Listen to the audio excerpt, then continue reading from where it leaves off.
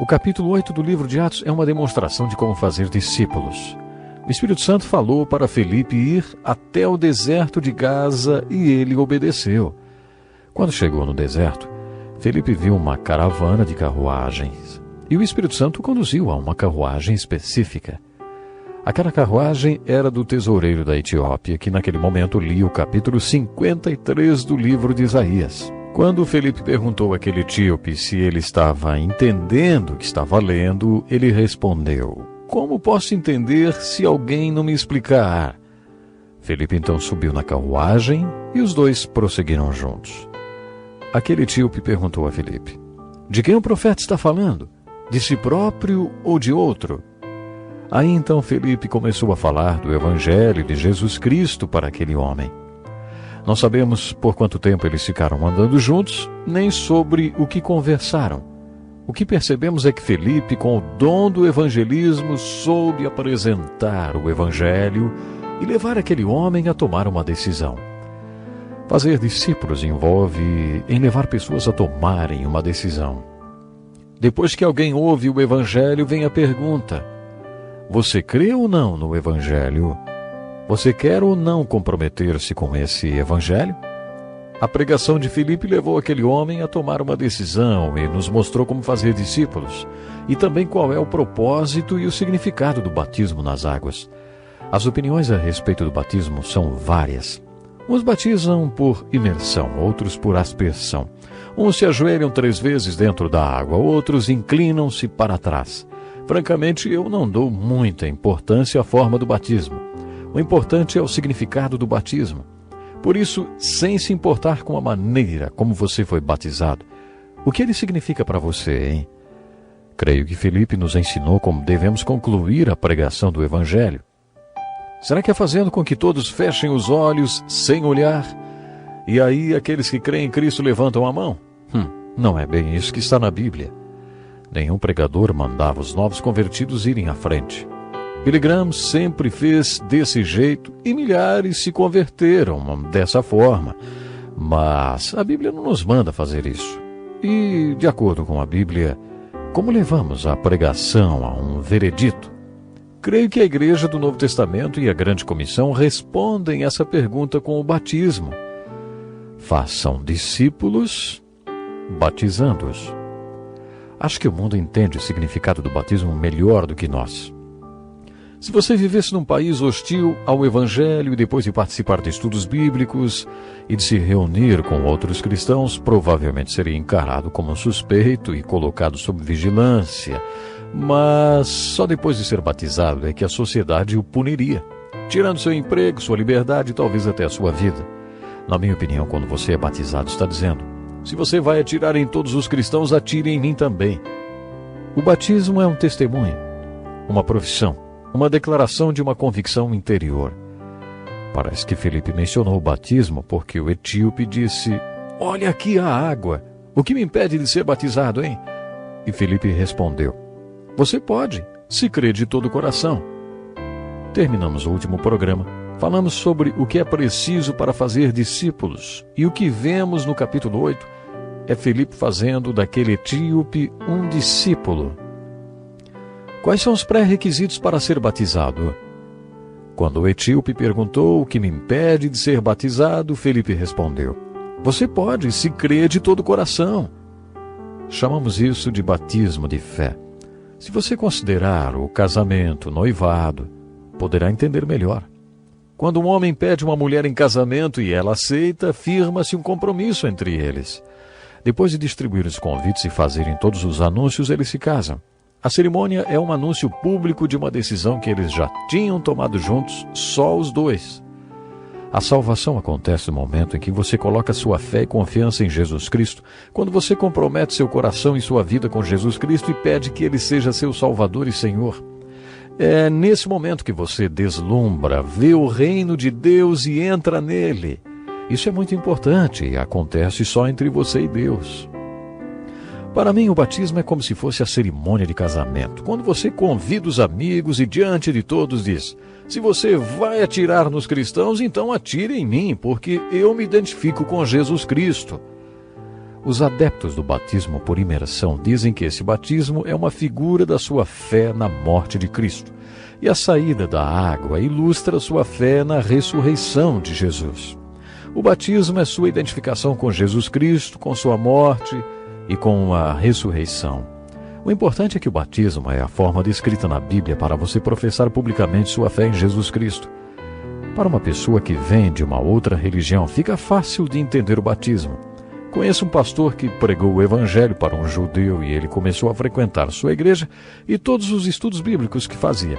Depois de um ano, o pastor propôs que ele se batizasse, já que tinha a convicção e fé necessária e confessava que Yeshua é o Messias. Quando o pastor falou em batismo, o judeu ficou branco como papel e disse: "O senhor sabe o que isso significa para meus parentes, amigos e comunidade? Sabe que isso vai me custar?"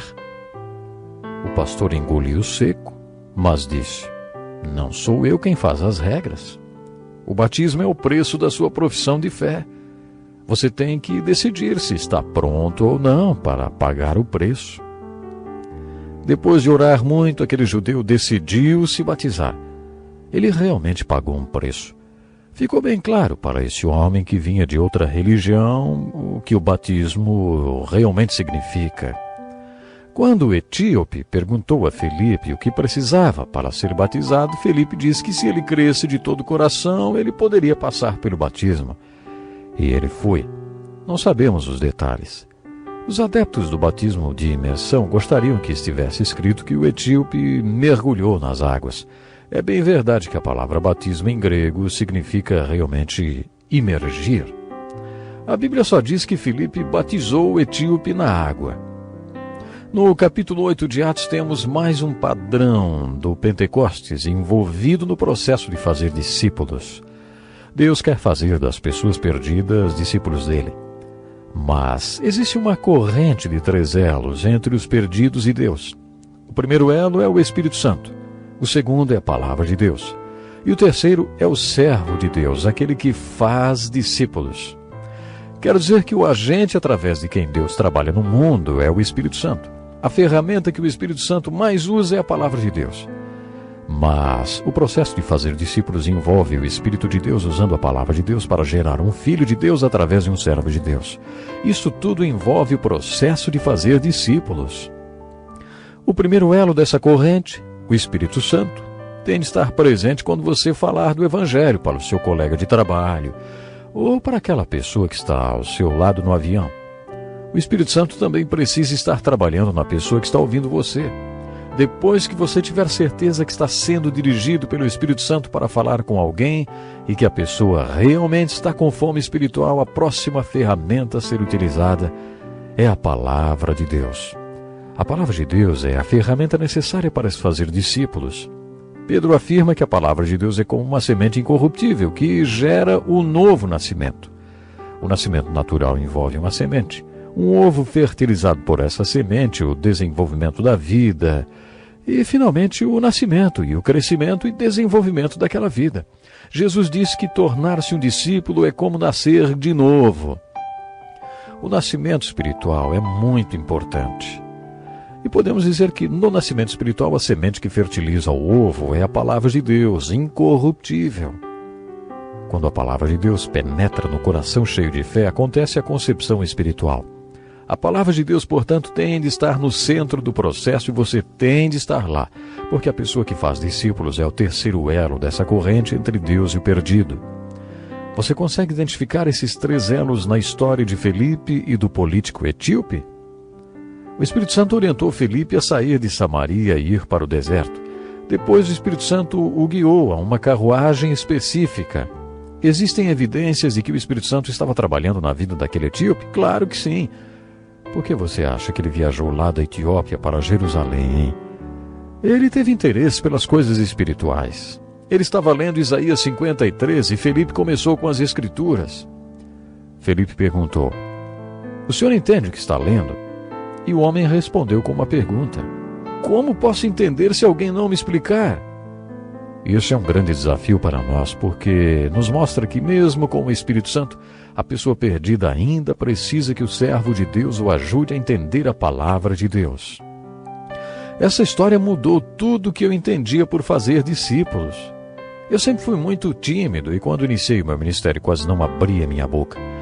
Mas quando descobri o capítulo 8 de Atos, percebi que eu não consigo, mas Ele consegue. Eu não sei nem abrir a boca, mas Ele sabe e está comigo. Eu nem mesmo quero, mas Ele quer e está comigo. E depois que tudo aconteceu, vi que eu não tinha feito nada, mas Ele havia feito, porque estava comigo. Quando percebi a dinâmica que envolve fazer discípulos, descobri que não era uma questão de ser tímido ou não, mas sim uma questão de obediência. Quando percebi tudo isso pela primeira vez, fui visitar uma senhora que tinha assinado o livro de visitantes da nossa igreja. Tinha orado pedindo a orientação de Deus sobre qual dos visitantes deveria visitar. Quando bati na porta, ela atendeu com a Bíblia na mão e disse: Pastor, puxa, eu estava orando, pedindo a Deus que me mandasse alguém para me ajudar a entender o que estou lendo. Vi os 3 elos da corrente logo de cara. Fazer discípulos é um dos padrões do Pentecostes. Na grande comissão, Jesus disse: Vão e façam discípulos. O assunto principal do livro de Atos é fazer discípulos. O Pentecostes aconteceu para que a igreja pudesse fazer discípulos. O capítulo 8 de Atos é um manual sobre como fazer discípulos. E você, é um discípulo? Você já entregou sua vida a Jesus Cristo? Já foi batizado? Você está indo, pregando, batizando e fazendo discípulos? Este é o nosso mandamento. Até o próximo programa.